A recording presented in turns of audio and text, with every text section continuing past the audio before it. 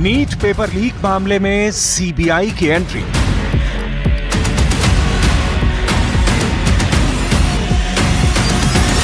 NTA और शिक्षा मंत्रालय तक पहुंची जांच की आंच। बिहार, झारखंड, गुजरात के बाद अब महाराष्ट्र में जांच।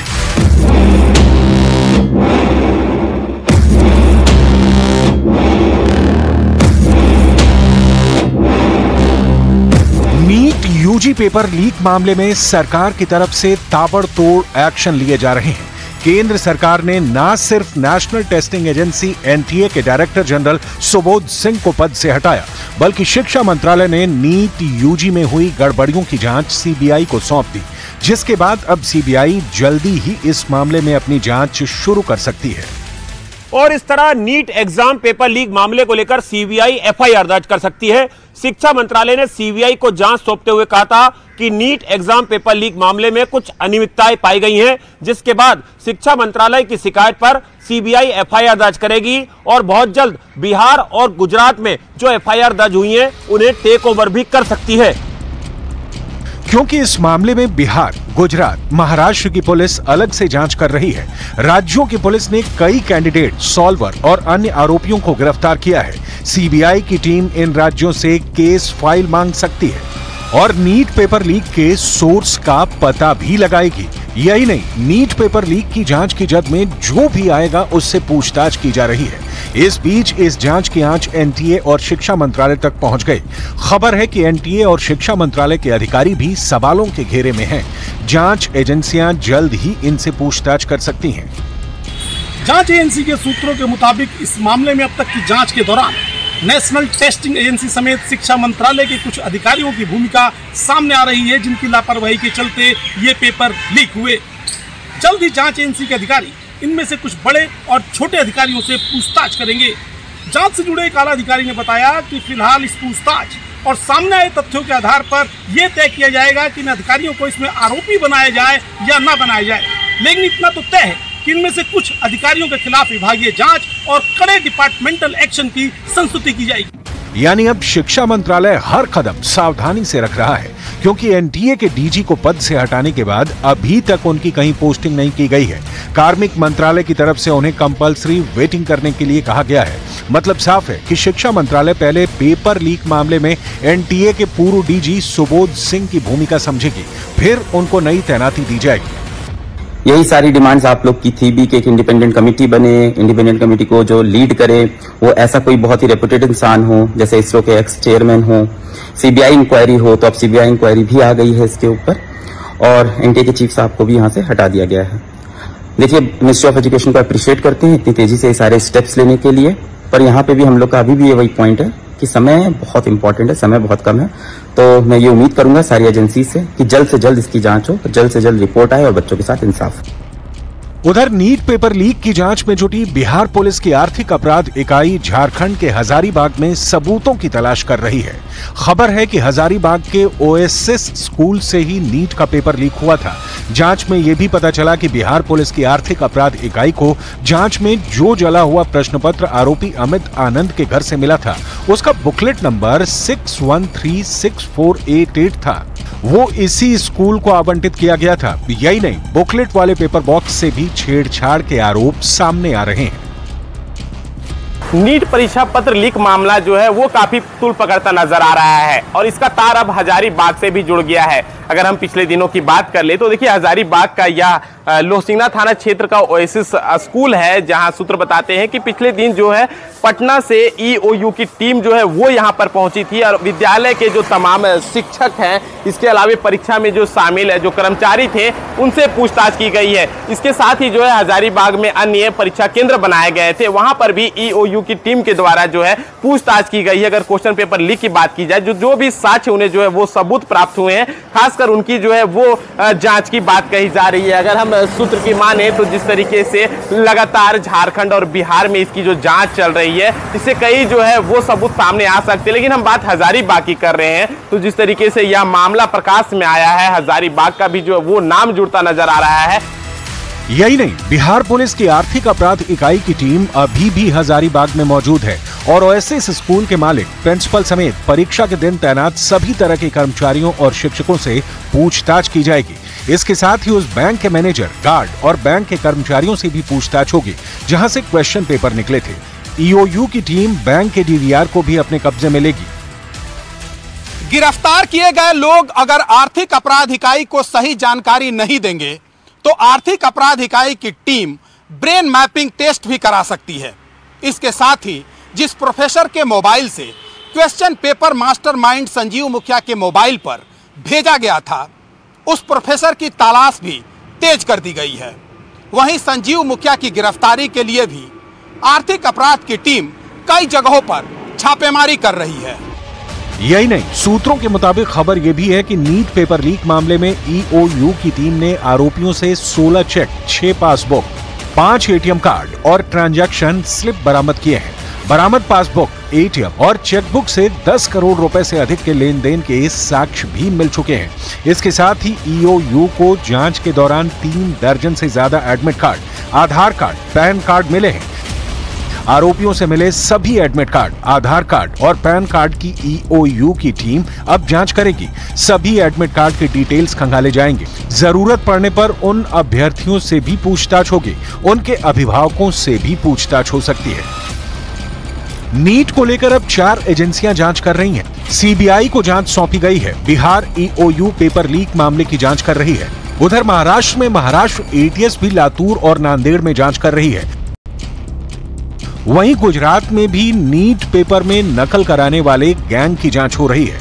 इस बीच नीट पेपर लीक मामले में बिहार में अब तक कुल 24 लोगों की गिरफ्तारी की जा चुकी है और जांच की प्रक्रिया तेज हो गई है।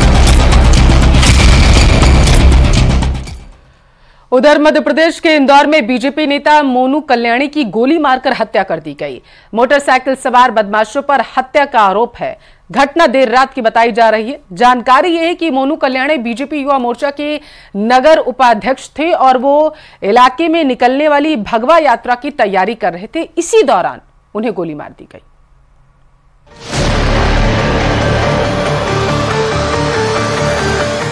मध्य प्रदेश के इंदौर में बीजेपी नेता की हत्या।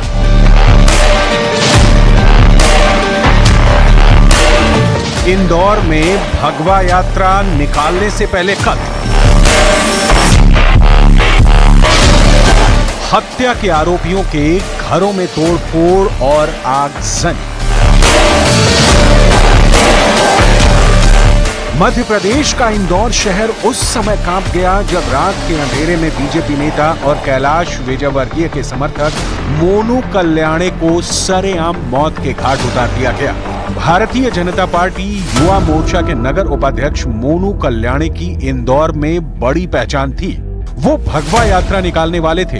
एक रोज पहले रात के 2 बजे के करीब इंदौर के जेल रोड पर गणेश मंडल सभागृह के पास वो विशाल भगवा वाहन रैली के पोस्टर लगा रहे थे। इसी दौरान मोटरसाइकिल सवार 2 हमलावरों ने उन्हें गोलियों से भून डाला।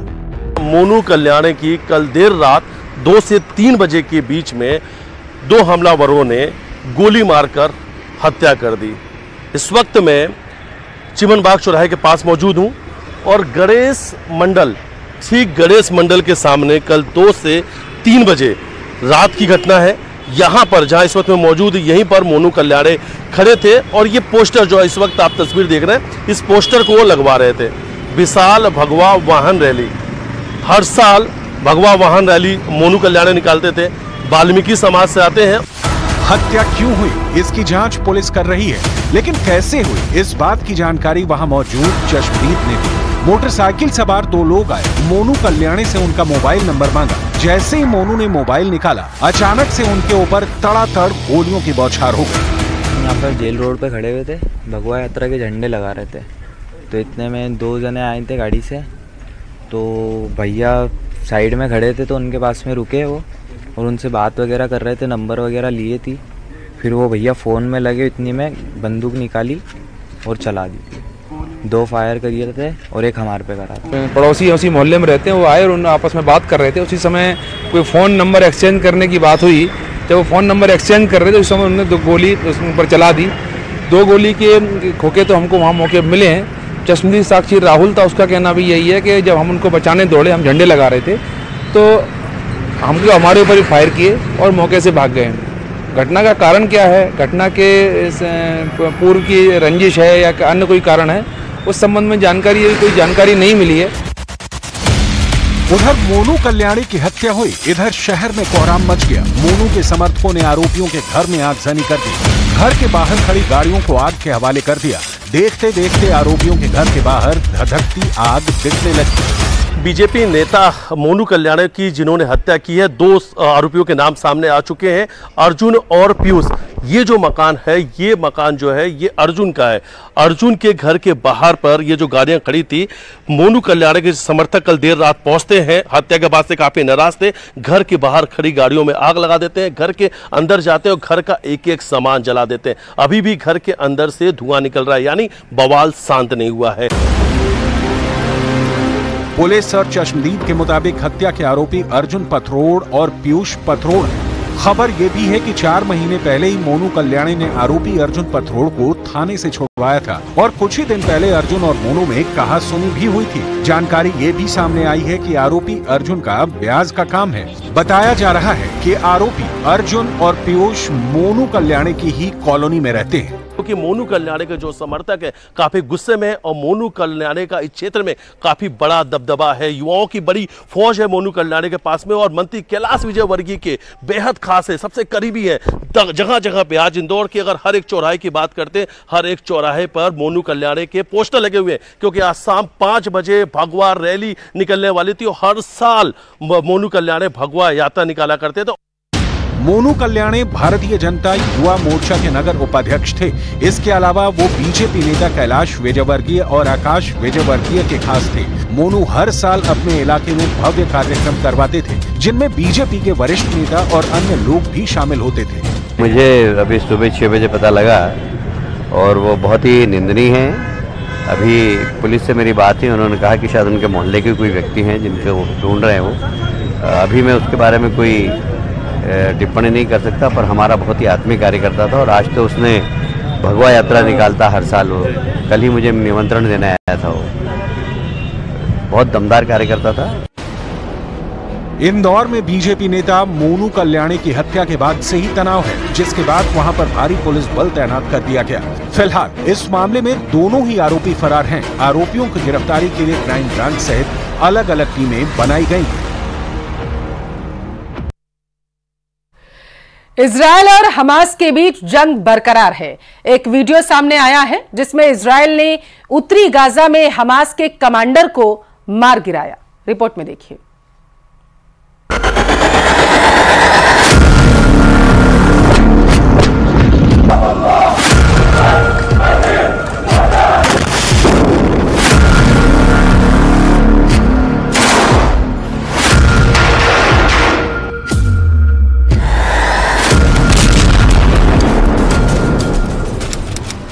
तारीख 20 जून, जगह उत्तरी गाजा।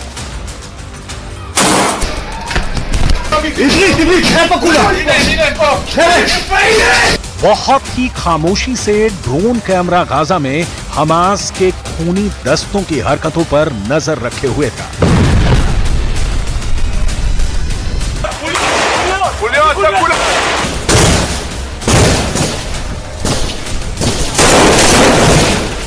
लेकिन हमास का यह हमलावर अपने सर पर नाच रही मौत से अनजान था। तभी एक जोरदार धमाका होता है और सब कुछ खत्म। उत्तरी गाजा में इस मिशन को अंजाम दिया इजरायल की डिफेंस फोर्स ने। मारा गया शख्स हमास का स्नाइपर था, जिसने 7 अक्टूबर को इजरायल पर हुए हमले के दौरान दक्षिणी इजरायल में घुसपैठ की और हमले किए, जिसमें सैकड़ों बेगुनाहों को अपनी जान गंवानी पड़ी थी। अल सौरका पर घातक हमला आईडीएफ और इजरायल सुरक्षा एजेंसी आईएसए की जुटाई गई खुफिया जानकारी के आधार पर किया गया था। आईडीएफ ने हमले का वीडियो साझा करते हुए ट्वीट किया।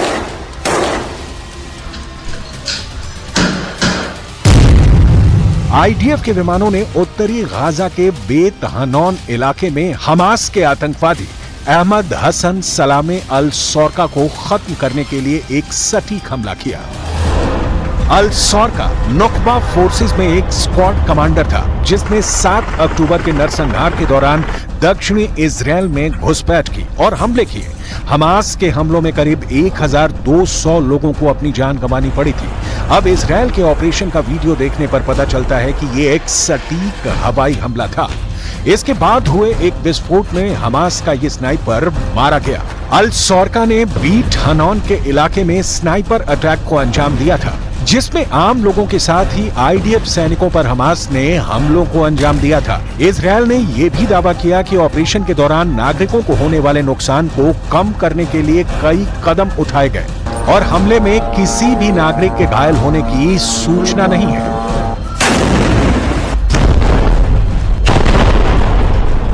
एक तरफ तो इजराइल ये दावा करता है कि उसके हमले में नागरिकों को कम से कम नुकसान होता है और दूसरी तरफ गाजा से आती हैं ऐसी तस्वीरें। ये 3 हफ्तों के दौरान गाजा में हुआ सबसे बड़ा हमला है, जिसने रफा में कहर बरपा दिया है। 3 हफ्तों में ये दूसरा बड़ा हमला है, जिसने हर तरफ चीख पुकार मचा दी है। 3 हफ्तों में ये तीसरा बड़ा हमला है, जब इजराइल में लोग चिल्ला चिल्ला कर अपनों की मौत पर आंसू बहा रहे हैं।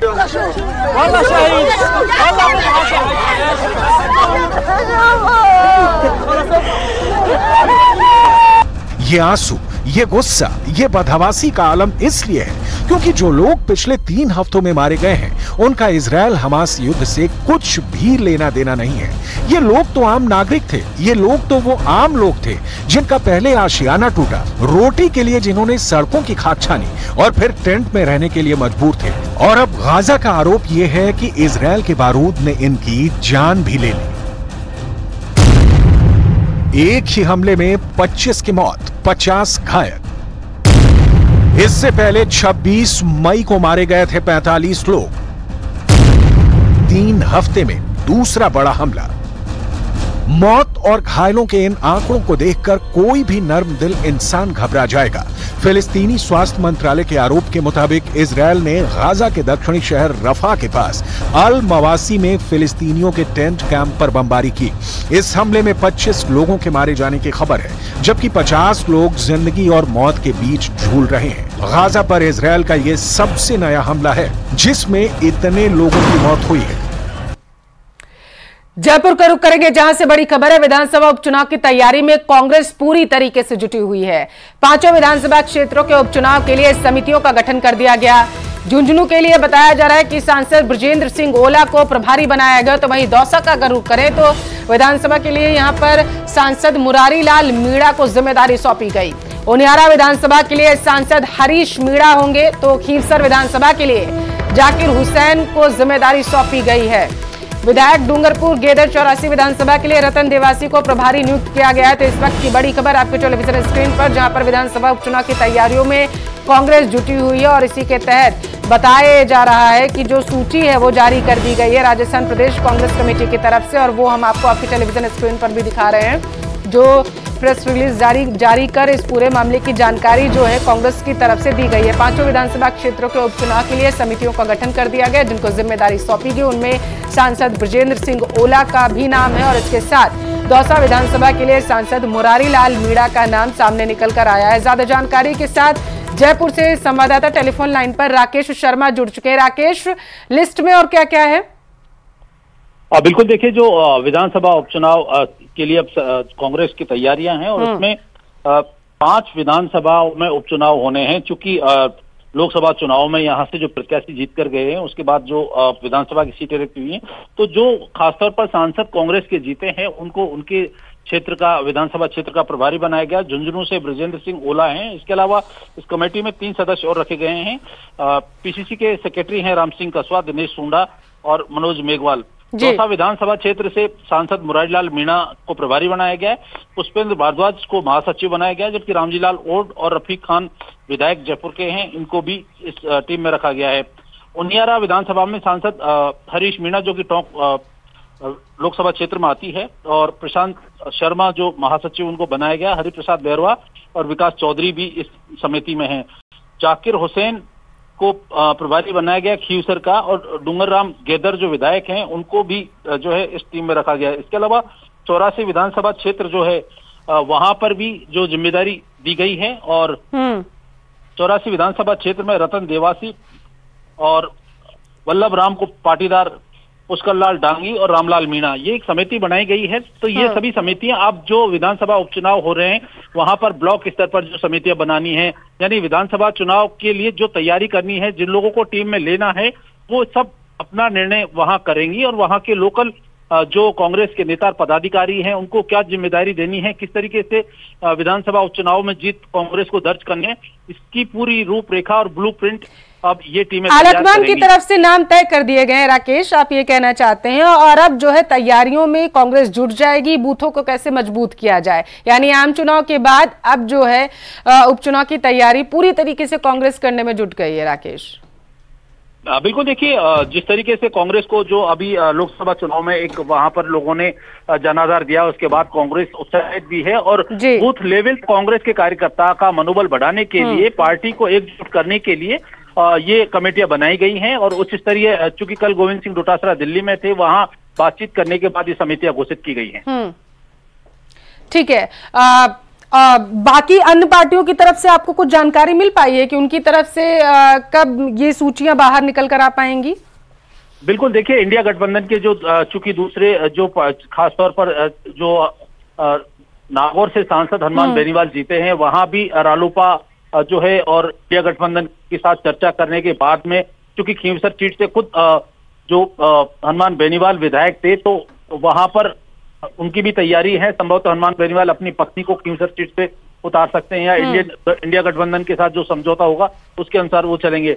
राजकुमार रौत जो कि भारतीय आदिवासी जल्द ही फैसला जो है वो लिया जा सकता है। बिल्कुल राकेश, नजर बनाए रखना। फिलहाल के लिए शुक्रिया जानकारी पहुंचाने के लिए। 29 जून से अमरनाथ यात्रा शुरू हो रही है, जिसके लिए सभी तैयारियां कर ली गई। सुरक्षा के पुख्ता इंतजाम है। वहीं अमरनाथ गुफा में प्रथम पूजा की गई। रिपोर्ट देखिए।